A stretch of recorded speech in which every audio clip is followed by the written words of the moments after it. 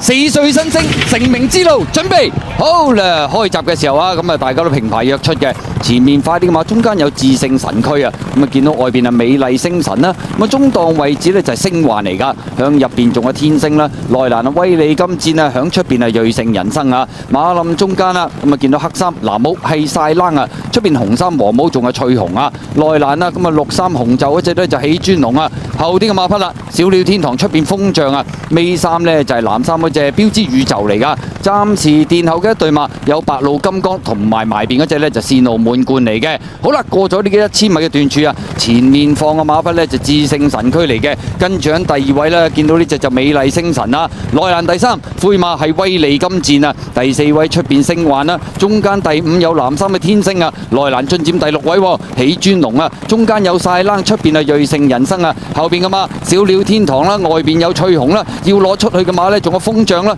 尾衫藍眼罩有標誌宇宙啊，白鹿金剛肯定係大外檔見噶啦，內欄咁啊響後邊入直路呢，仲有隻線路滿貫噶。好啦，轉正彎入直路啦，前面智勝神驅佔先啊，美麗星辰第一隻上嚟挑戰啊，再見到中檔位置追有天星偷入邊上喜尊龍啊，中外檔追嘅馬仲有瑞盛人生，大外檔白鹿金剛啊，最後200米到啦，美麗星辰透出啊，埋邊追有喜尊龍啊，出邊追仲有小鳥天堂，中檔位置仲有晒冷，最後100厘米小鳥天堂如入無人之境咁衝上嚟贏出呢場香港經典1哩賽啊！第2名啊嘛，晒冷響中間咁啊，結果今場賽事呢隻小鳥天堂縱使咁啊挑戰1006米呢項路程啦，咁啊縮咗喺較後嘅位置，前中段都有少少搶口，咁但係入到直路，沿住個中外檔穿插而上都相當凌厲，交出嘅後勁將後邊嘅對手掟甩啦，小鳥天堂贏出呢場香港經典1哩賽。第2名呢，